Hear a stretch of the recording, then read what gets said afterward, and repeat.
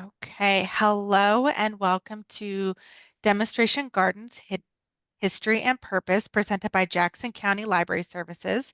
My name is Megan and I'm a librarian here at the Medford branch. Jackson County Library Services acknowledges that its libraries are located within the traditional lands of the Cow Creek Band of Umpqua Tribe of Indians and the Modoc Nation, as well as the Shasta, Takelma, and Lagawa people, whose descendants are now identified as members of the Confederated Tribes of Siletz Indians and the Confederated Tribes of Grand Ronde. We take this moment to recognize the Indigenous people whose traditional lands are where residents of Jackson County live today. JCLS is committed to fostering understanding, deep respect, and honor for Indigenous people, and we encourage you to learn more about the land you reside on. For more information, go to jcls.org/land. The views and opinions expressed in this program are those of the presenter and do not necessarily reflect the official policy or position of Jackson County Library Services. Today we have Marcie Katz, who's a graduated 2018 Master Gardener class, has been a practicum mentor for 3 years, is the gem of the Wanda Hauser Heritage Demonstration Garden, and works with the Garden Enhancement Committee, beautifying and maintaining the extension grounds between the demonstration gardens. Now it is off to you. Okay, well, thank you so much, Megan. Hello and welcome to the Library Service Garden Talks. Since it's a cool 82 degrees and a bit smoky, it's a nice day to be indoors for a little bit. So, a little bit about myself, as Megan mentioned, well, I actually went through the program in 2019. I had recently retired from my 45-year career as a mammographer and X-ray tech. I laughingly justified that the money I spent on killing plants every year was worth the cost of the program.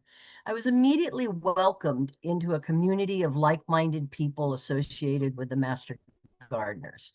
I currently hold positions of past president.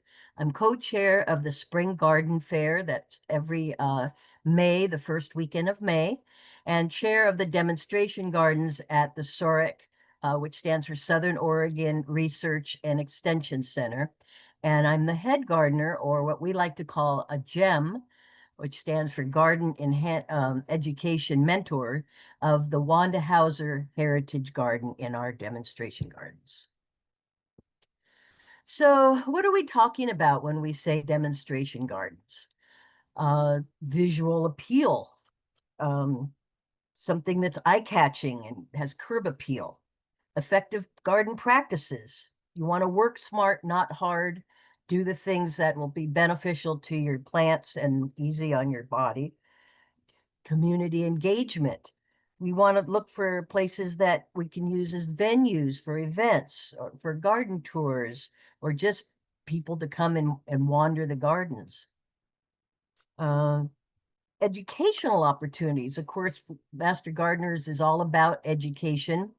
And so these gardens are teaching gardens, and our students work in the gardens every year. A new class starts in January, and in May, they start their rotation of volunteer hours in the gardens of their choice. And then if they want to change gardens at some point, they can go on to a different garden and learn from other head gardeners. Showcase specific plants. Sometimes it's a theme or a type of plant family. So demonstration gardens can be for many reasons. And of course, the main thing is to inspire home gardeners. We hope that you go home inspired and want to jump in and do things at your house. So, a quote from Gertrude Jekyll: "A garden is a grand teacher. It teaches patience and careful watchfulness. It teaches industry and thrift. Above all, it teaches entire trust." If you've ever grown a tomato plant, you will totally understand that. So, visual appeal. So, demonstration gardens are design landscapes that showcase plants, gardening techniques, and sustainable practices. They serve as an educational resource for the public, offering inspiration and practical knowledge for the home gardener. They often focus on the local flora, water conservation, and other environmentally friendly approaches. And of course, most of the time they planned. You look at these gardens and you see a design. They're healthy. They are being taken care of. The soil is being fed. The plants are not being attacked by disease or bugs. And curb appeal. If you're looking for something for your home, you want something that looks beautiful and has curb appeal. So walking around the gardens, hopefully that's the impression you would get is beautiful curb appeal. The effective garden practices of our demonstration gardens shows you we promote sustainable practices using environmental conscious techniques such as composting, water conservation, using native plants, companion planting, and integrated pest management. We teach horticulture based in science. So you may not be familiar with some of these terms. Companion planting is when you plant plants together that like each other. They're buddies. They enhance each other's growth, whether one's pulling up nutrients from the soil that the other one needs, or maybe it's emitting an oil, a fragrant aromatic oil like the marigolds do for the tomatoes, and it wards off the bugs off the tomatoes. And there's real science behind this that plants do grow better when they're next to their companions. And the opposite is true too. If you plant things that do not like each other, they won't do very well. And integrated pest management, or IPM, is when we use beneficial insects to combat the bad insects. We like ladybugs, love aphids. So you can introduce ladybugs and praying mantis. There's several kinds of beneficial insects you can actually buy at the Grange or order online and introduce them into your garden. It doesn't mean they're going to stay, though. They have their own minds. And sometimes if you have aphids or other pests, they will naturally come find your garden and come and take care of them for you. Community involvement. So demonstration gardens can be a focal point for community events, workshops, and volunteer opportunities. It's fostering a love of gardening and the environmental stewardship. In this picture, we have a garden tour. We all meet at our gathering place, and then we offer guided tours throughout the garden. The gardens are also open daily from Monday through Friday from 8 to 5 for a non-guided tour.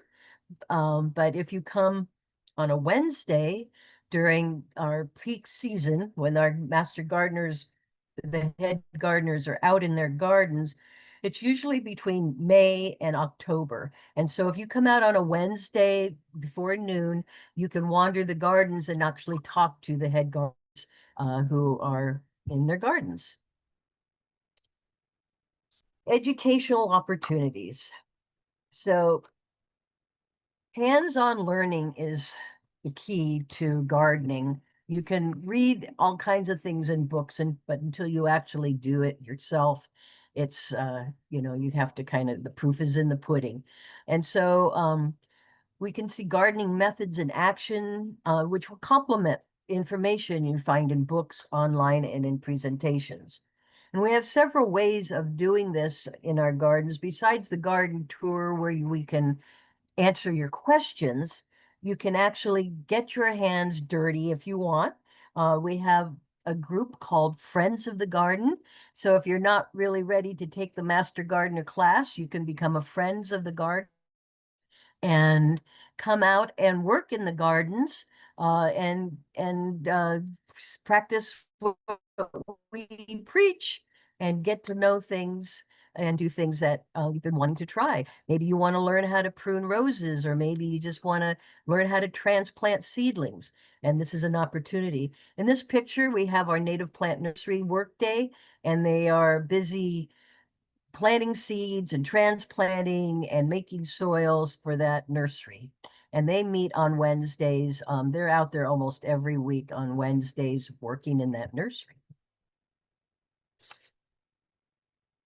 There's also community classes that we offer for rose pruning, lavender pruning, and orchards. So if you're interested in those things, watch for the community classes as well. So demonstration gardens can showcase specific plants. They can highlight groups of plants that are well suited to specific growing conditions. You can highlight natives or fire-resistant, drought-tolerant type plants. Maybe your garden's centered around a specimen tree that's your favorite, most beautiful thing in your garden, and you create a garden around it. Unique, prized, or heritage plants. And then, of course, there's themed gardens, like rock gardens and succulent gardens. So we like to inspire home gardeners. We offer ideas and techniques for landscaping by creating beautiful, attractive, and functional outdoor spaces. So we want you to go home invigorated, create replicas of what you see, or get new ideas, or solve problem areas that maybe you're having in your garden. So types of demonstration gardens. We kind of talked about this. There's many different types. Some of them are small scale experiments. Maybe you're testing disease resistant plants like the research group does on the farmland. Or maybe you want to try all organic growing, which in itself is quite a commitment because in order to be certified organic, if you're growing organic produce, you have to be aware of everything that goes into your garden, into your soil, and make sure that every one of them is organically based. If you want to attract pollinators and beneficials, you can create a garden full of flowers that will attract them. How about you want to create different themes or environments? So, a water-wise or drought-resistant garden would be a theme, or like I said, a rock garden with alpine plants. And again, you can show off your favorite plant families. We have a couple of gardens that are all one family, like the daylilies or the roses, and they are gorgeous gardens all in themselves. So did you know there's over 50 demonstration gardens across Oregon? All Master Gardener demo gardens are free. Many are open to the public year-round. If you're interested in finding out about all these gardens, there's a website here. It's https extension.oregon.edu caret gardening.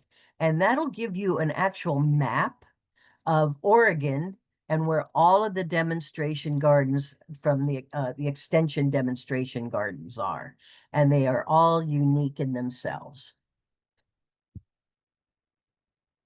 So here's a few of the many wonderful Master Gardener demonstration gardens you can see throughout Oregon. Seaside has a railroad learning garden in Clatsop County, an inspiration garden in Polk County, the Northwest Crossing demonstration garden in Deschutes, a discovery garden in Douglas County, compost specialist demo site in Lane County, of the Learning Garden in Tillamook, the Dalles Imagination Garden in Wasco County, and the End of the Oregon Trail Pioneer Garden in Clackamas. And I'll tell you some more about that when we get further on.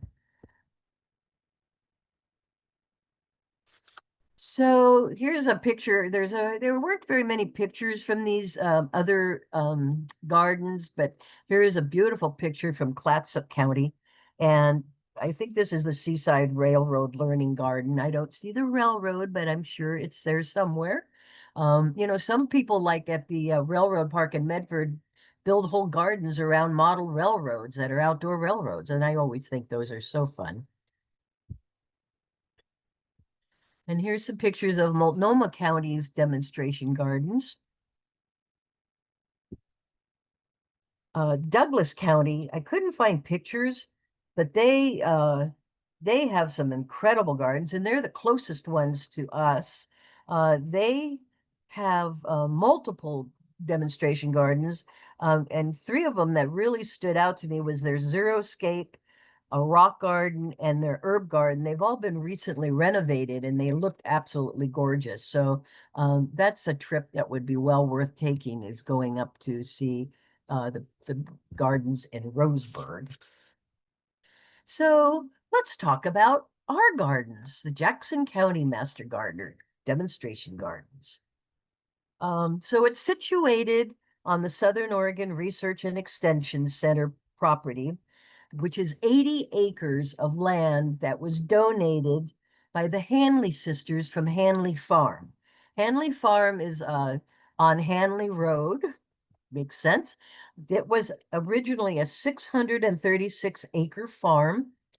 In 1857, the Hanleys bought it from the original homesteaders that had a log cabin on the property and a barn. And they purchased the farm and they named it the Willows. There's a heritage willow tree there that's actually fallen down twice, but still keeps resprouting, and it's made it to the Historical Society on the National Register of Trees. Um, and so nearly a century, that farm was run purely by women because that's all there were. And they did a great job of it. They eventually, the total amount of acreage they owned in Jackson County went up to like 2,000 acres. So they had quite the extensive farm. But as they got older and the Hanley sisters, the last remaining nieces from the original family, got elderly, they started donating the land off, and they gave Jackson County 80 acres to be a research strictly for horticultural research. And so the land sits on that property that was the Hanley farm. And as you drive in, there's two driveways. The first one goes to the Research Center building, and the second driveway, the one closest to Jacksonville, is the extension building, which houses the auditorium.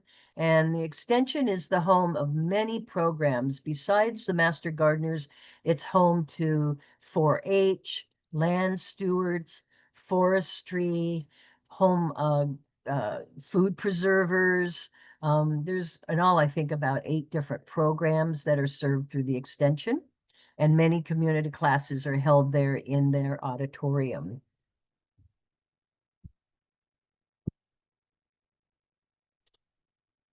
So our garden started around the 1990s. There's different dates for different gardens. And it's gone through a lot of changes over the years. At one time, we had over 21 gardens. We've down to 15 gardens now. Some come, some go for different reasons, for lack of a gardener, or maybe they needed to be moved because other things were being done on the property. At the Jackson County Master Gardeners, we're very proud of our 13 demonstration gardens, 2 nurseries, a fig grove, and our special gathering place, which is a special area where tables and benches offer a tranquil break surrounded by flowers and raised beds, painted pod murals, and glass mosaics, all under the shade of a 200-year-old white oak tree. It's a beautiful spot. So this is our gathering place. As you saw, that's where we start garden tours.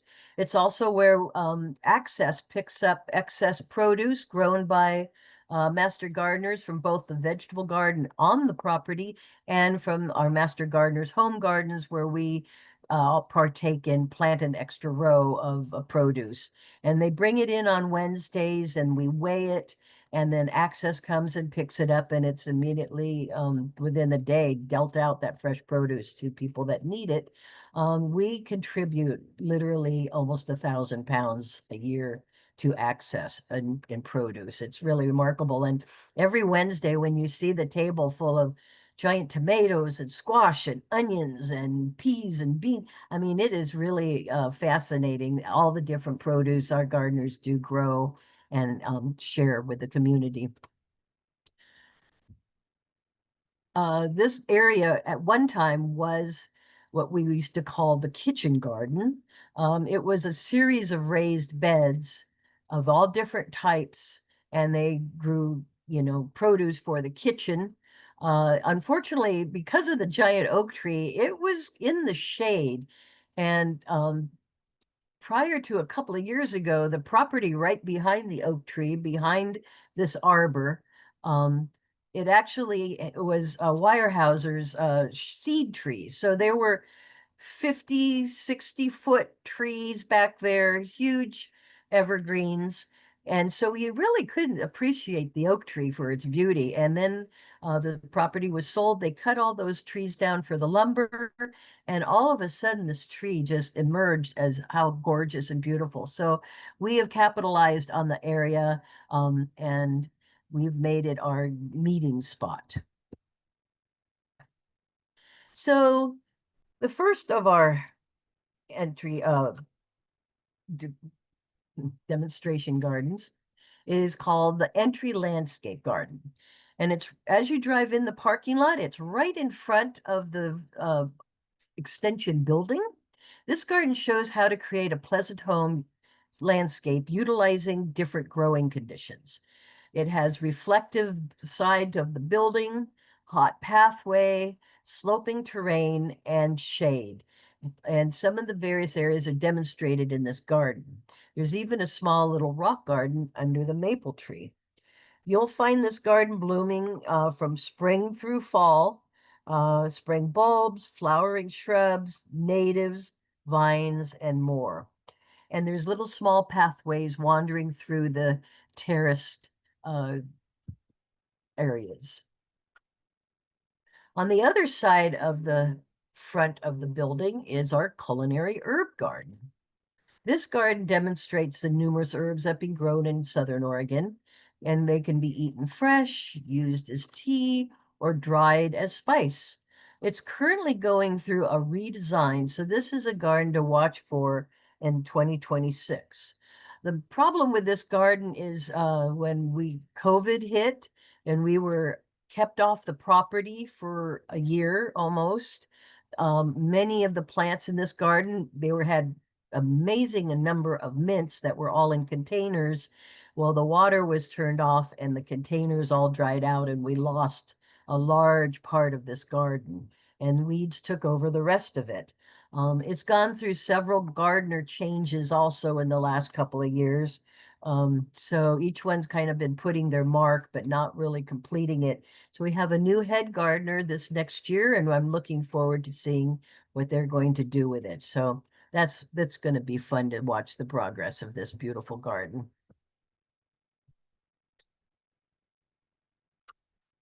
Next is our daylily garden, and this is a spectacular garden. And in July, I mean, it is a show to behold.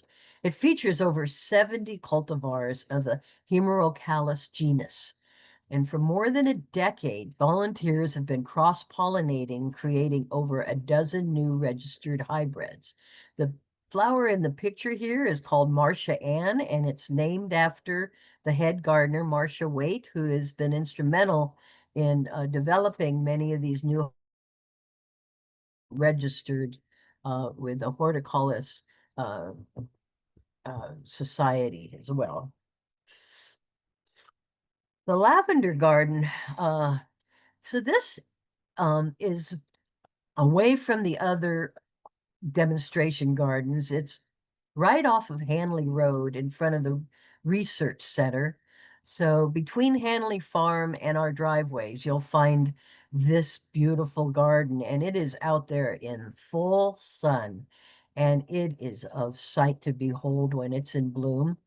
So it's the only lavender garden in the Pacific Northwest to be registered with the Herb Society of America. As a stop on the Lavender Trail, unlike its commercial counterparts, it includes over 7 species, 80 cultivars, and 250 plants. Sorry about that. So you should come over and walk the new ADA pathways, pause on a bench to smell the lavender. Don't mind the bees. You don't bother them. They won't bother you, but they are busy. It's the sound of the buzzing when all these are in full bloom. It's just really amazing. It's so peaceful.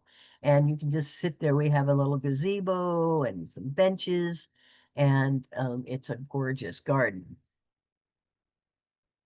So many of the lavender plants in this garden are very old, um, and they get quite woody, even though they're trimmed every year after they bloom, whereas most of the counterparts keep their plants only about maybe 4 to 5 years and then they replace them because they're into commercial lavender production. This garden is strictly for the beauty. And so as you walk through, you'll see how they do get kind of woody and they splay apart, but I think it just adds to their beauty. And you'll notice our beautiful ADA concrete sidewalks. We had this was made possible through a grant. And so we're so thrilled that people in wheelchairs can now go out and wander in this garden as well. So native plants are really big. We are a big proponent of planting natives. Native plants are plants that have been growing here before any colonizers or pioneers. The Native Americans used to utilize them. And then people kind of started ripping them out and replacing them with landscape plants that came from Asia and Africa and Europe. And unfortunately, the plants that come from other places don't feed the local insects, which the birds need. So there's been a big decrease in the bird and insect population. They go hand in hand. And so by having some natives in your yard, you can definitely help this process of helping bring the birds and the insects back. This garden is kind of like a walk in a park. It's on the southern backside of the extension building, and you'll find yourself surrounded by a native landscape. There's a path that winds all the way through there, and you'll see a collection of Oregon grape, red, yellow, black currant, bleeding hearts, columbine, red twig dogwood, serviceberry, elderberry, coyote mint, silk tassel, ocean spray, California fuchsia, and even more. I can't even remember all the names. And all of these are native versions of like native columbine, native bleeding heart that you would find if you walked in the forests and the glens. There's several benches in the park. Take a rest and watch the birds and butterflies buzz around. And it showcases how the home gardener can make a difference by planting beautiful natives alongside their flower beds and their other landscape. And by bringing back natives into our neighborhood, you're helping protect the birds, the insects, and the circle of life that we need to prosper. Without insects, we would not have food. So the rose garden is a beautiful garden. I think I got too far. There, oh, native plant garden.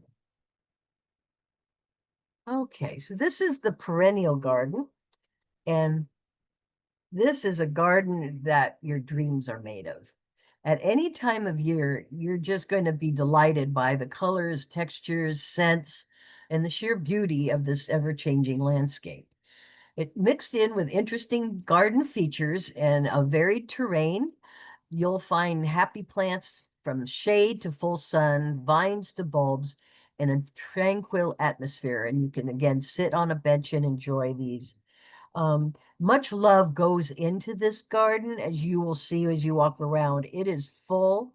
The gardener is an apartment dweller, and so he can devote all his gardening time to this wonderful garden.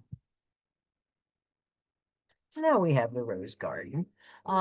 So there's the rose garden kind of leads you in from the driveway and circles around the perennial garden on the edge of the parking lot. There's approximately 150 varieties in our rose garden, which include hybrid tea roses, floribundas, grandifloras, miniature roses, climbing roses, and David Austin roses.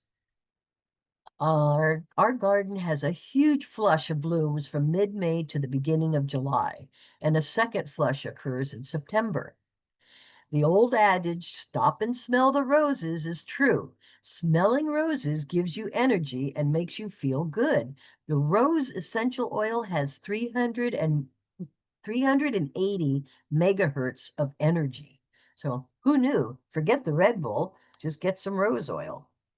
These flowers require quite a bit of maintenance and weekly need deadheading. We offer community classes in rose pruning. So it's a really good way to get to know about roses, learn about rose diseases and what to do with them. So our vegetable garden um, is a demonstration of various methods of growing a wide variety of herbs and vegetables and flowers. This garden supports numerous pollinators and integrated pest control, as well as companion planting, adding biodiversity in raised beds. So, monoculture is when you plant all the same thing in a bed, which seems like it's a great idea, but when you have a lot of the same plant, pests that like that plant see that as a garden smorgasbord. So by having the diversity in your beds, utilizing companion planting, you will create an area where the bugs won't be coming in quite so quickly. They won't see that as their uh, smorgasbord to be munched on. Um, One of the things they drew out there is they plant the Three Sisters, which is from Native Americans that taught the pioneers this technique. They used corn stalks, pumpkin, and uh, pumpkin as the squash, and beans as the vine. In our garden, we are using sunflowers instead of corn. And it's been very successful and really a pretty approach. You can see all the sunflowers here. And also, if you look around, these lots of basil tucked in around the tomato plants. They had onions around other beds that weren't off mean pests that want to come and munch. And believe it or not, this garden was totally created this year. It has been moved from its original spot on another piece of property. And they had to move all the raised beds and all the soil that were in the raised beds. It was a huge undertaking. And look, I mean, this is in 1 year, one season's growth, how beautiful this garden is. One of the new designs they incorporated this year is a keyhole raised bed, which allows for easier access. It's shaped like a keyhole, and especially for mobility challenged people, it's a great resource. Vineyard we have as a teaching vineyard is out by the lavender garden, again, out in the full sun. So this is the teaching vineyard that only has 5 rows. Each year, the oldest row is removed and a new row of young plants goes in. And this method allows a student viticulturist to learn how to care for the vines from year 1 through year 4 in its natural setting. Pruning classes are hands-on and open to the public. Our vineyard is composed of roughly half table grapes and half wine grapes for enthusiasts of all kinds. And our director of the research center is actually, that is his specialty in research. Um, and he personally oversees this little vineyard. And he uh, offers pruning classes and care, and teaches the local vineyard growers in the valley come and learn a lot from his classes. And then we have the Wanda Hauser Garden. So this is the Wanda Hauser Heritage Garden. It is the oldest garden at the extension. It's named after a research employee who first started it, so hence the only garden that has a person's name on it. Previously, it was known as a rose and herb garden. It had a large inventory of medicinal and culinary herbs, many with names that include wort, bane, or balm, old world heritage roses and flowers such as hollyhocks, love in the mist, and lady's mantle. And that makes this the perfect heritage garden. Like the end of the Oregon Trail garden up north, this garden envisions what a pioneer wife on the homestead would have grown for fragrance, medicine, and pest control to survive the daily frontier life. And some and then plus there's some unexpected specimens and a painted pump house with a cat in the window. So we've tried to make this as fun, being it's more herb related. We don't have quite the showy flowers that some of the other gardens do, but it does have a very wide range of plants. And so this is a fun garden to walk around. It's paths, and plus we have a couple of bird baths and a birdhouse.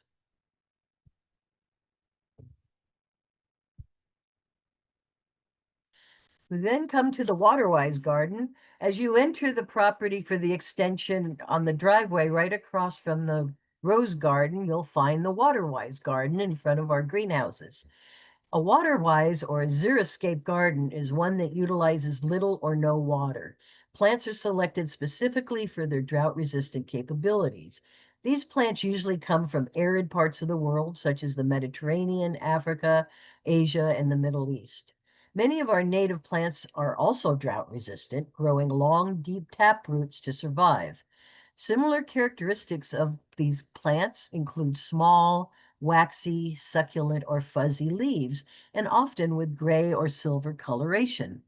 Come check out the diversity of plantings in this low water gem of a garden and the beauty it has. And the Waterways Garden has gone through a lot of changes, but it's really, really a beautiful little garden.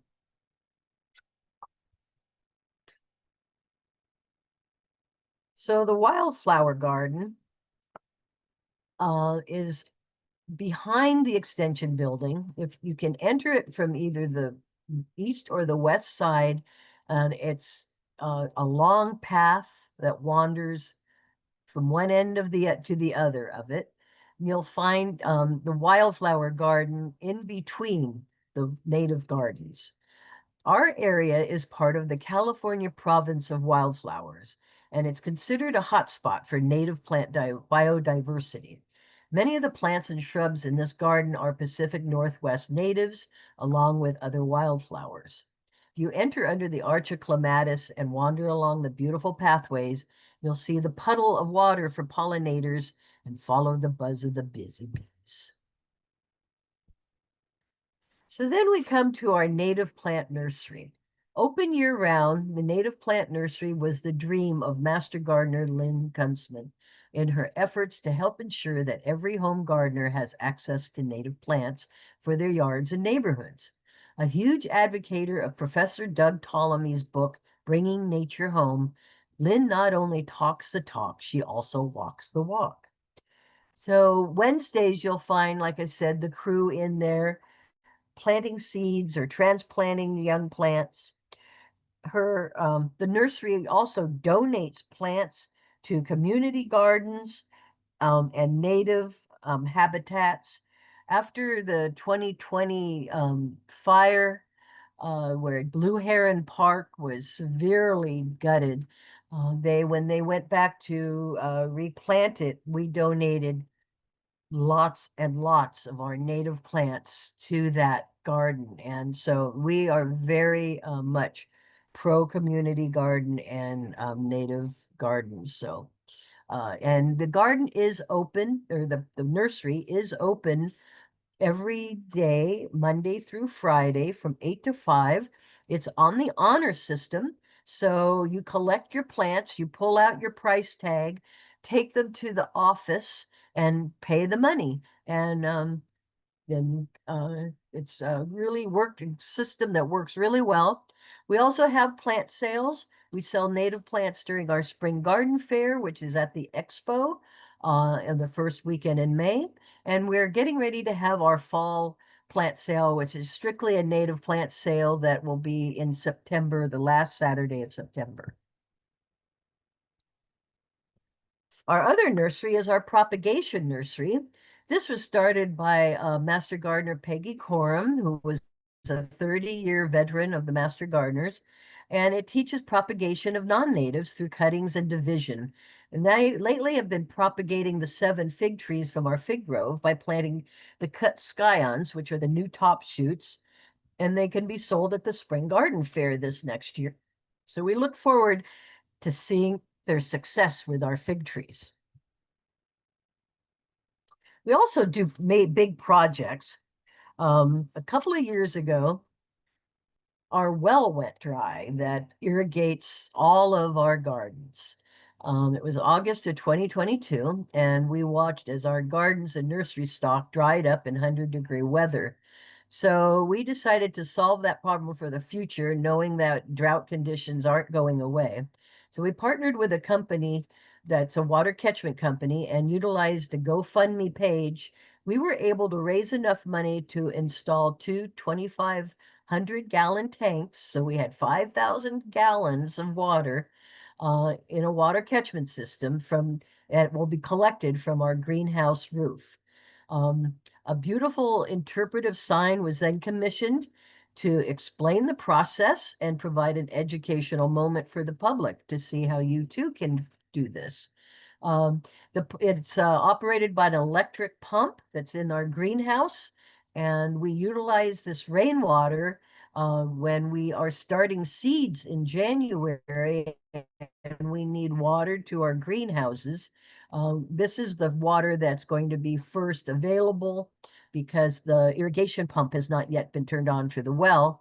So we can operate this electric pump and drain the water from these tanks to water our seedlings. And of course, anytime that water is, we in a drought situation, it's available.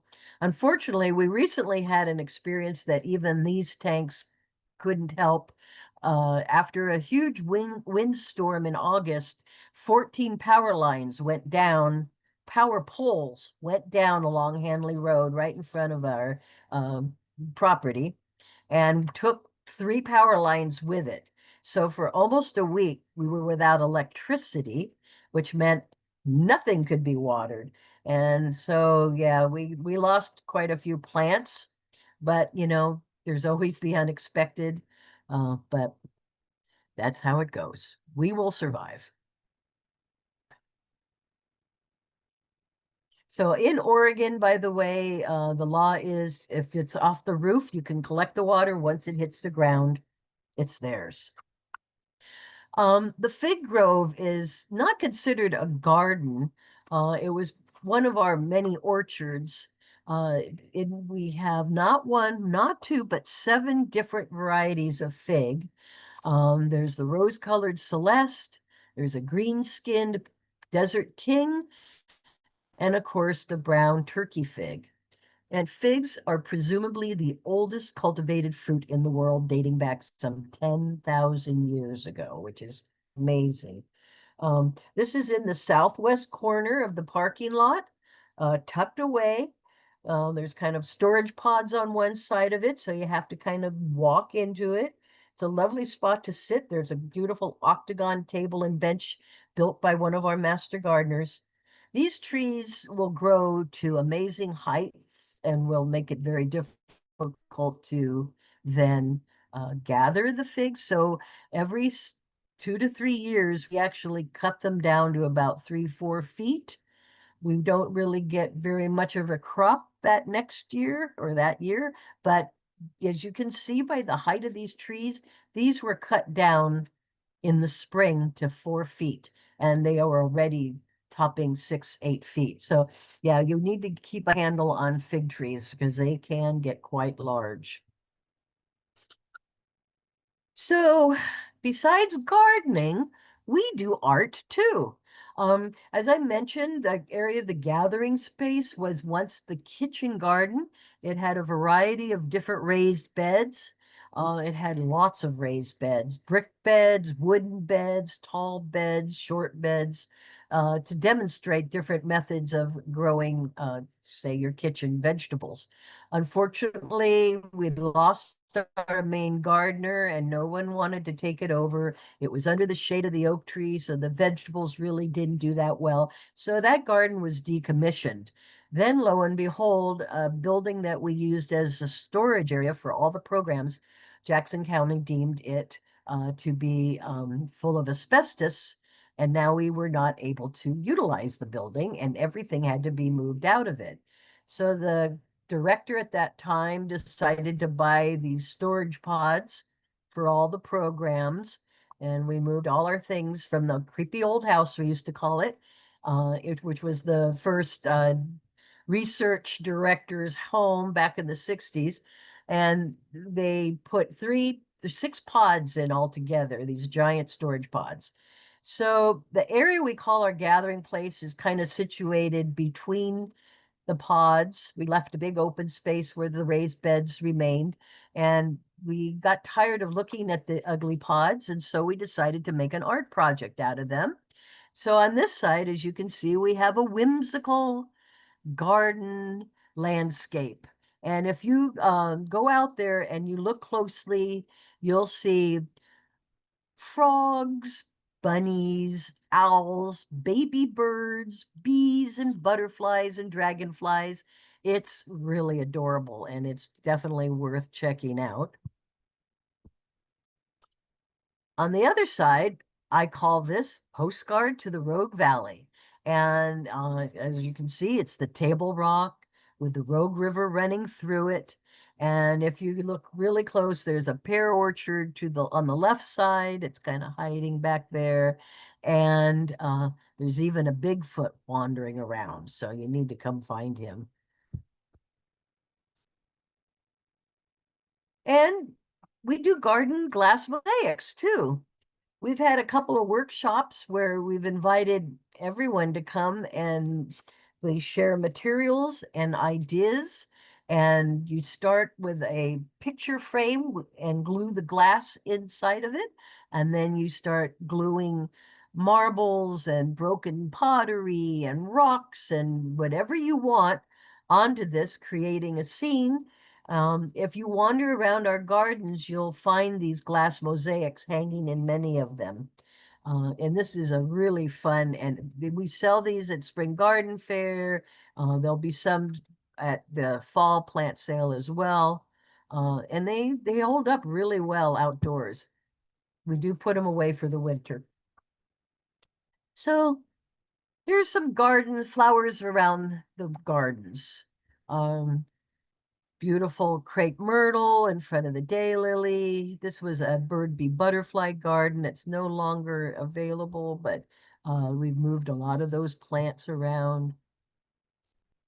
And here's another one of Marcia's beautiful hybrid daylilies called Dr. Celia.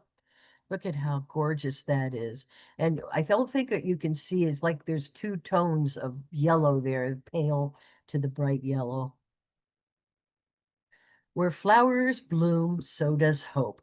Lady Bird Johnson. And isn't that true?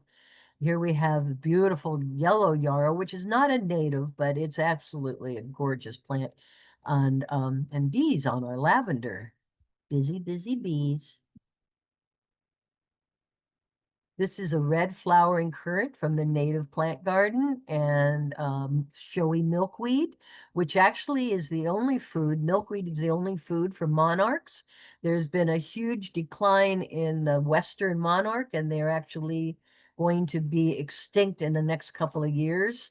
Monarchs can only lay their eggs, and their caterpillars can only eat milkweed. There's 3 types of milkweed native to our area. This is the showy milkweed. There's also narrowleaf and butterfly weed. Unfortunately, that's not a monarch. That's a swallowtail visiting it. So obviously other butterflies like it too. But it's really important that we have milkweed. You'll find milkweed growing all around the demonstration gardens, along the pathways and throughout. And at the Spring Garden Fair, we sell all 3 types of milkweed seedlings, so you can take some home for your own garden. And here's a beautiful little Hummer on a zinnia. This was in the vegetable garden, the little rosemary behind there. And there's actually an example of a small version of a water containment system that's coming off a tool shed roof gutter into a rain barrel. So it just shows you can, even in small areas, you can utilize rainwater and use it for your garden. And here's another look at the Wanda Hauser. So we painted the pump uh, house to look like a farmhouse. And there's a window where the kitty cat's looking out and a pie is cooling.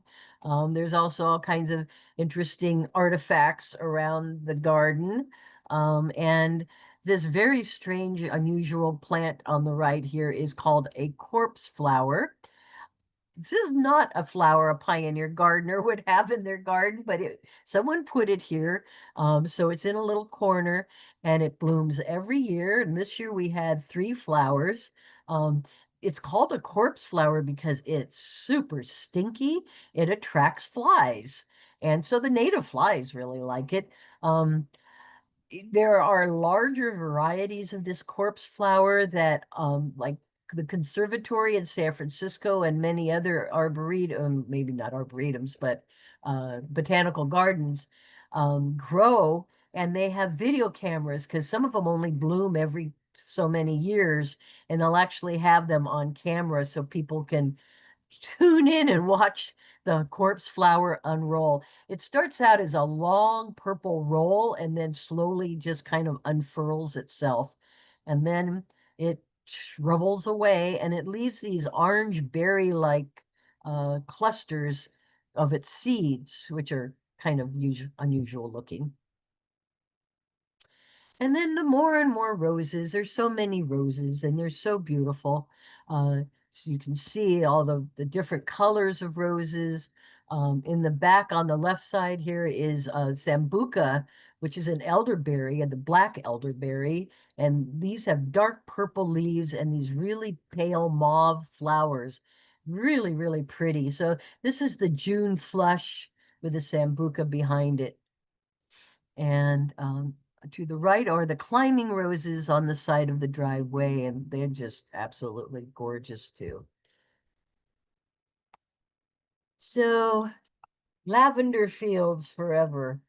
Um, this is the height of the lavender. This is June during the lavender trail. As you can see, we set up pavilions in front of the lavender gardens, and our head gardener, Margaret Clark, she goes all out. She makes lavender shortbread, brings lavender lemonade, collects lavender chocolate from Lily Bell Chocolates when they used to still be around, and lavender cheese from the creamery in Central Point, and has them for samples for visitors to stop by. And so this is a much different from the commercial lavender fields where they're all in rows and they keep them really trimmed and replace the plants every year.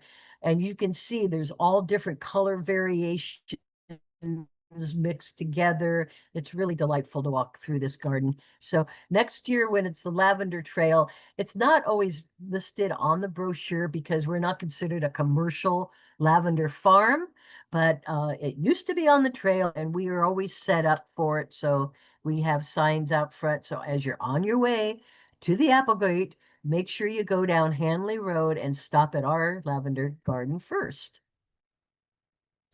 So keep your face into the sunshine and you cannot see the shadows. It's what the sunflowers do. Such wise words from Helen Keller. And this is a lovely little shady spot in our vegetable garden where you can just sit and contemplate the sunflowers. Flowers always make people better, happier, and more helpful. They are sunshine, food, and medicine for the soul. Luther Burbank, and he was a very wise man. Besides giving us plums and nectarines, he was really instrumental in a lot of botany and hybridizing. These beautiful flower panels were made by one of our master gardeners, and she does set design, and these are totally made out of paper. She set them up before our garden tour. I thought they were really fun. So, in conclusion, I hope you enjoyed this ramble through the gardens, and that you'll take the time to stop by and visit them at 569 Hanley Road in Central Point, open Monday through Friday from 8 to 5. They can give you inspiration and hope and joy, a place where you can forget about the world and be present in nature. You want to come work in them? You can become a master gardener. Classes start in January. Or if you just want to occasionally help, join Friends of the Garden. It's free, it's totally volunteers, and we would love to have you either way. We even have really cool t-shirts for them.